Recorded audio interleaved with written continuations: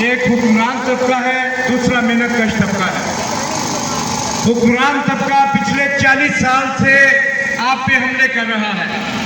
نجکاری کی پالیسی 1980 سے تھیچرائٹ اکانومی کی شکل میں پوری دنیا پہ مسلط کی گئی، اور یہاں کے ہمارے غلام حکمرانوں نے اس کو یہ دیکھے بغیر کہ یہاں پہ لوگ کتنے غریب ہیں، یہاں پہ کتنی جہالت ہے، یہاں پہ سکولنگ کتنی کم ہے، یہاں پہ علاج معالجے کی کتنی کم تر سہولیات ہیں، اس کے باوجود انہوں نے نجکاری کی پالیسی کو اڈاپٹ کیا۔ آج تک پاکستان میں 200 اداروں کی نجکاری کی جا چکی ہے، اور 200 ادارے جس میں سیمنٹ فیکٹریاں، شوگر ملیں، بڑی بڑی industry, P T C L آپ نے دیکھی ہے، وہ سارے برباد کر دیے گئے، مزدوروں کو نکال دیا گیا، اور چیزیں جو پروڈکٹ تھی وہ مہنگی ہو گئی۔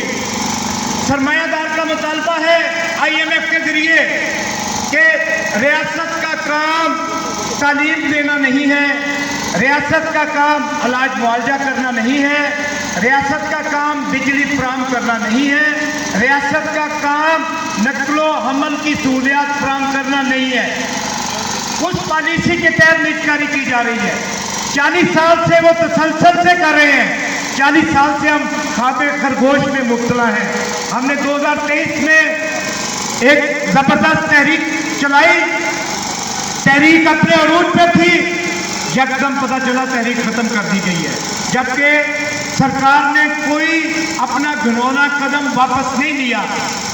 میں صرف یہ کہنا چاہتا ہوں، آپ کے جذبے سلامت ہیں، سلام پیش کرتا ہوں، لیکن جب تک تمام محنت کش طبقے کی صفوں کو اپنے ساتھ نہیں ملائیں گے، ہمیں کامیابی نہیں ہو سکے گی۔